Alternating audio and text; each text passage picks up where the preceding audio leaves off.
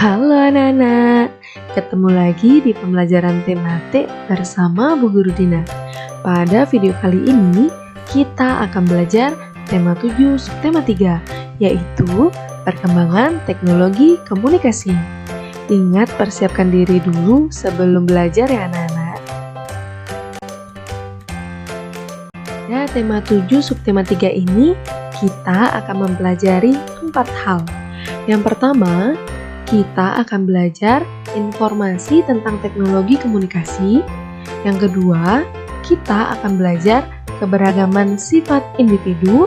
Yang ketiga, kita akan belajar menghitung keliling bangun datar dengan satuan tidak baku. Dan yang keempat, kita akan belajar karya seni dekoratif, yaitu membuat kartu pos. Yang pertama, kita akan belajar informasi tentang teknologi komunikasi. Perkembangan teknologi komunikasi. Anak-anak, manusia adalah makhluk sosial. Artinya, setiap orang memerlukan orang lain. Satu orang berhubungan dengan orang lain. Manusia melakukan komunikasi saat bersama-sama. Saat berkomunikasi, kita dapat menyampaikan apa yang kita inginkan. Saat berkomunikasi, kita dapat menyampaikan apa yang kita pikirkan.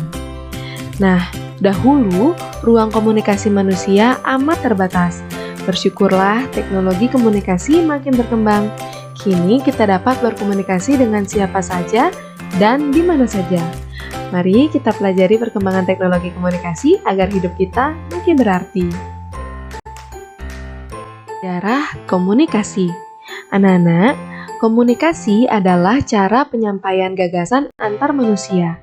Pada awalnya, komunikasi dilakukan secara tatap muka dan pesan disampaikan secara lisan. Namun, kebutuhan untuk menyampaikan informasi secara tidak langsung juga sangat diperlukan, sehingga ilmu tentang komunikasi semakin berkembang. Ada bermacam-macam cara penyampaian pesan dari jauh. Suku Indian menggunakan asap sebagai tanda pesan. Di Indonesia, dikenal adanya kentungan. Kentungan digunakan untuk penyampaian tanda bahaya bagi warga. Selain kentungan, gong dapat menjadi pilihan sebagai penyampaian pesan. Nah, salah satu penyampaian pesan secara tertulis adalah melalui surat. Sebelum adanya kertas, surat ditulis di atas daun lontar. Pada saat mesin cetak telah diciptakan, alat komunikasi berkembang melalui surat kabar atau koran. Setelah surat kabar, media komunikasi seperti radio dan televisi mulai berkembang. Saat ini ada jaringan internet. Manusia dapat bertukar informasi melalui surat elektronik. Manusia dapat juga bertukar informasi melalui berbagai jejaring sosial. Jejaring sosial dapat menghubungkan ke belahan dunia manapun. Anak-anak, ini adalah alat komunikasi tradisional dan modern. Manusia berkomunikasi dengan berbagai cara. Perkembangan teknologi komunikasi telah menghasilkan berbagai jenis alat komunikasi. Ada yang telah digunakan sejak lama maupun yang baru dikenal masyarakat. Daun lontar, prasasti, dan gong merupakan alat komunikasi tradisional pada masa lalu. Selain itu, ada pula lonceng yang berfungsi sama dengan gong. Pada masa berikutnya, muncul telegraf dan pesawat telepon. Dengan adanya teknologi, telepon berkembang menjadi telepon genggam atau biasa kita sebut ponsel. Ponsel merupakan alat komunikasi modern yang terus mengalami pembaharuan. Nah, ini dia sejarah penggunaan telepon. Anak-anak, telepon digunakan untuk menyampaikan pesan suara. Manusia sudah mengenal surat dan telegraf sebelum ditemukannya telepon. Namun, surat memerlukan waktu berhari-hari dalam penyampaian pesan. Selain itu, komunikasi dilakukan secara tertulis. Telepon muncul pertama kali pada tahun 1800-an. Berdasarkan hasil penelitian tentang gelombang bunyi, Alexander Graham Bell menciptakan telepon. Pada uji coba pertama kali, daya jangkau telepon sekitar 8 mil. Selanjutnya, ada satelit telepon.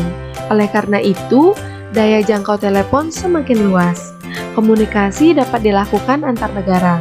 Sekarang, jaringan telepon bergerak melalui satelit.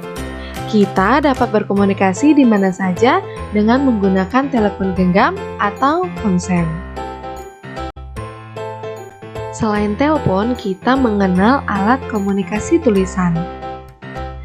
Anak-anak, sejak zaman dahulu, komunikasi secara tertulis sudah mulai dilakukan. Ada surat yang ditulis pada daun lontar. Selanjutnya, surat ditulis pada selembar kertas dan dimasukkan ke dalam amplop. Surat akan dikirimkan oleh petugas pos dalam waktu tertentu. Waktu penyampaian surat tergantung pada jarak tujuan dan biaya pengiriman. Biasanya sekitar 3 hari sampai 1 minggu.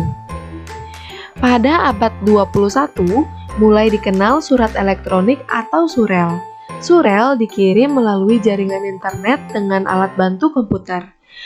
Melalui surel, pesan dapat diterima di tempat tujuan sesaat setelah dikirim.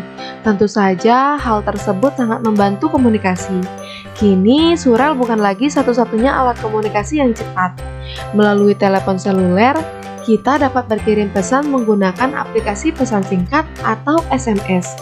Bahkan, saat ini kita dapat saling berkirim data penting melalui ponsel dengan berbagai pilihan aplikasi. Contohnya yang biasa kita gunakan yaitu aplikasi WhatsApp.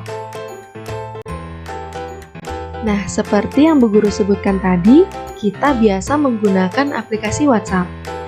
WhatsApp adalah salah satu contoh alat komunikasi masa kini. Manusia membutuhkan alat komunikasi untuk menyampaikan pesan dan informasi. Ilmu alat komunikasi berkembang agar manusia dapat berkomunikasi lebih mudah dan cepat. Aplikasi penyampaian pesan merupakan salah satu alat komunikasi yang mudah digunakan. Aplikasi tersebut harus diunduh dalam ponsel, tablet, atau komputer. Yang termasuk ke dalam aplikasi penyampaian pesan antara lain yaitu WhatsApp, Facebook, dan Messenger. Melalui aplikasi itu, kita dapat melakukan percakapan. Percakapan dapat dilakukan secara tertulis, pesan suara, maupun panggilan video. Percakapan bersifat pribadi. Hanya pengirim dan penerima pesan yang dapat mengetahui percakapan tersebut. Penggunaan aplikasi penyampai pesan memiliki aturan khusus. Aturan secara umum adalah pengguna harus berusia di atas 13 tahun. Jika pengguna adalah anak-anak, diperlukan pendampingan orang tua. Seperti anak-anak ya, jadi yang bergabung di dalam grup WhatsApp kita di sekolah yaitu adalah orang tua anak-anak. Nah, anak-anak, itulah tadi informasi mengenai perkembangan teknologi komunikasi. Berkat adanya perkembangan teknologi, cara kita berkomunikasi juga jadi semakin mudah dan cepat. Selanjutnya kita belajar keberagaman sifat individu. Anak-anak, setiap orang memiliki sifat yang berbeda-beda. Ada yang pendiam dan pemalu, ada juga yang memiliki sifat ramah dan mudah bergaul. Sifat termasuk salah satu bentuk keberagaman. Nah, inilah dia jenis sifat dan ciri-cirinya. Ada jenis sifat sopan, yang ciri-cirinya yaitu menghormati setiap orang. Ada sombong, yaitu selalu merasa lebih baik dari orang lain. Ada keras kepala, yaitu tidak mau mendengarkan pendapat orang lain. Ada rendah hati, ciri-cirinya selalu menghargai orang lain. Ada humoris, yang ciri-cirinya senang membuat suasana riang dan penuh tawa. Ada teliti, yang ciri-cirinya bertindak cermat serta hati-hati. Dan ada jenis sifat sabar, yaitu ciri-cirinya tidak mudah marah dan tenang. Nah, selain yang Bu Guru sebutkan ini, ada banyak sekali jenis sifat individu lainnya ya anak-anak. Jenis sifat individu juga bisa digolongkan ke dalam jenis sifat yang positif dan jenis sifat yang negatif. Nah, yang positif antara lain sopan, rendah hati, humoris, teliti, dan sabar. Sedangkan yang negatif yaitu sombong dan keras kepala.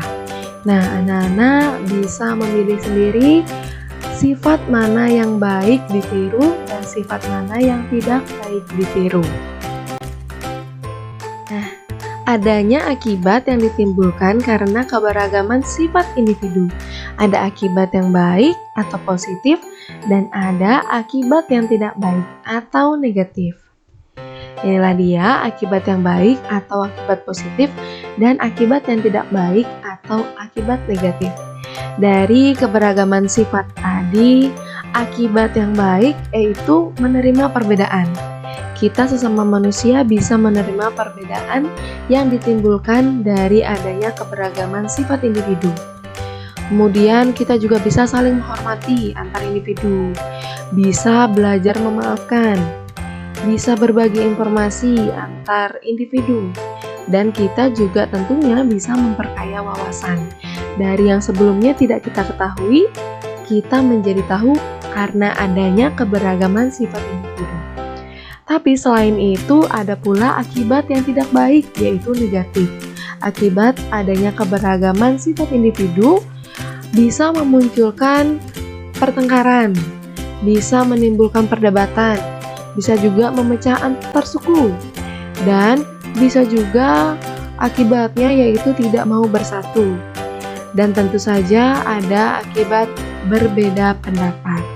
Nah, dari perbedaan pendapat itu ada yang baik kita tiru dan ada yang tidak baik kita tiru, seperti yang Bu Guru sebutkan tadi. Sifat positif itu pasti baik untuk kita tiru, dan kebalikannya sifat yang negatif tentunya tidak baik kita tiru.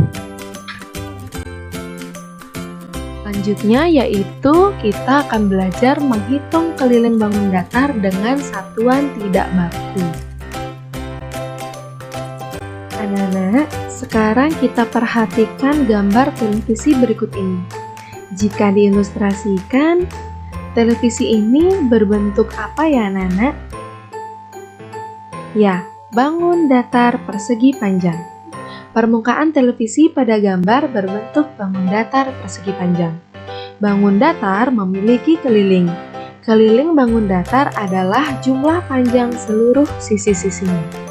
Nah, sebelum itu, apakah anak-anak tahu yang mana disebut dengan keliling bangun datar? Coba perhatikan berikut ini ya.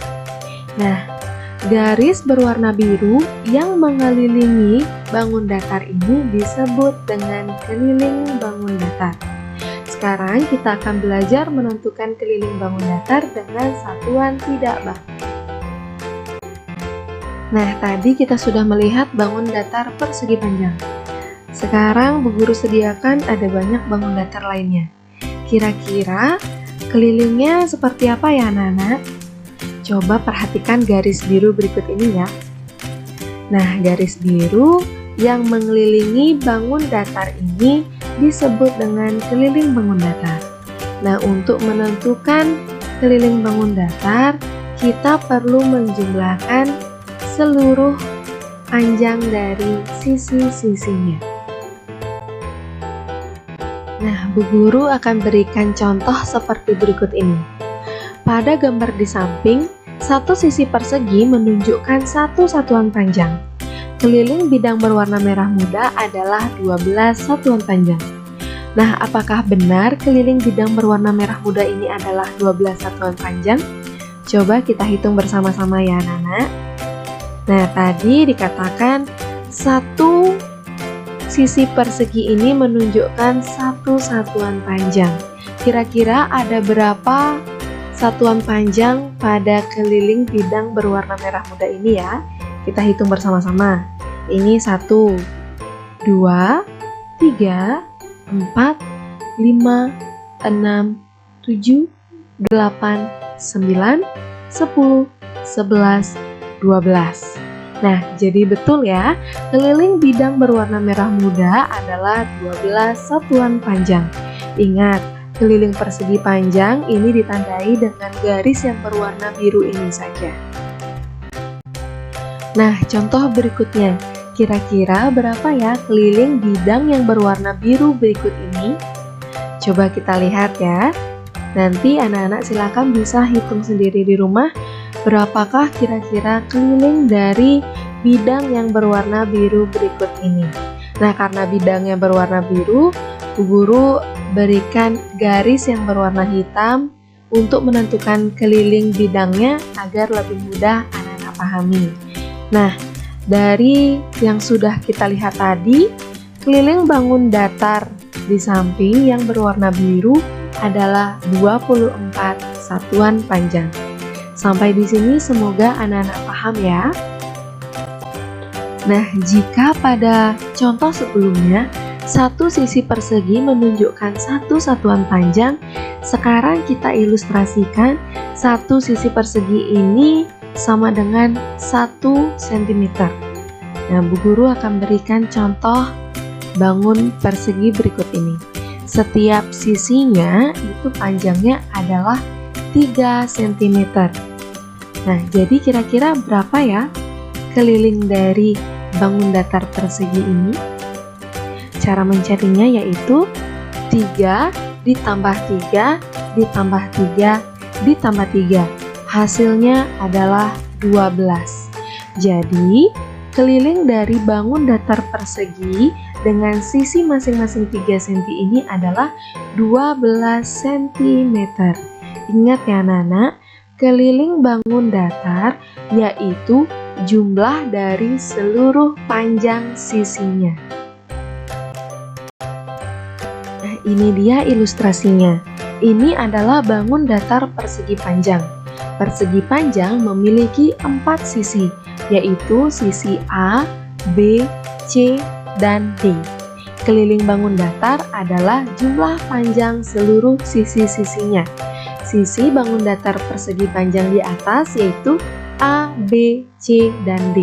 Jadi, keliling persegi panjang di atas adalah keliling sama dengan panjang A ditambah panjang B ditambah panjang C ditambah panjang D. Sampai di sini semoga anak-anak paham ya. Nah, anak-anak, itulah tadi cara menentukan keliling sebuah bangun datar dengan satuan tidak baku. Selanjutnya yaitu karya seni dekoratif, membuat kartu pos. Nah, seperti yang Bu Guru sebutkan tadi, teknologi komunikasi mengalami perkembangan yang sangat pesat. Sebelum kita mengenal telepon genggam dan jaringan internet seperti sekarang ini, dahulu kita sudah mengenal yang disebut dengan kartu pos. Kartu pos adalah salah satu alat yang digunakan untuk berkomunikasi jarak jauh. Sebelum kita mengirimkan kartu pos melalui kantor pos, kita bisa menghias kartu pos tersebut agar si penerima pesan merasa terkesan dalam menerima kartu pos yang kita kirimkan. Nah, tugas anak-anak sekarang adalah membuat karya dekoratif yaitu kartu pos dengan hiasan semenarik mungkin. Seperti contohnya berikut ini. Anak-anak bisa tiru contoh ini ataupun menggunakan contoh lainnya dengan kreasi anak-anak. Tentu saja dengan perpaduan warna yang sudah pernah kita pelajari sebelumnya. Nah, sampai di sini dulu pembelajaran kita kali ini ya anak-anak. Tadi kita sudah belajar informasi tentang perkembangan teknologi komunikasi. Kita juga sudah belajar keberagaman sifat individu. Selain itu, kita juga belajar menentukan keliling bangun datar dengan satuan tidak baku.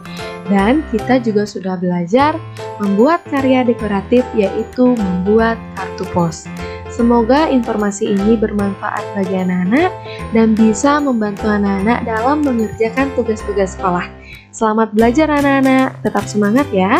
Jika ada pertanyaan, silakan langsung hubungi Bu Guru Dina. Sampai jumpa pada pembelajaran kita berikutnya.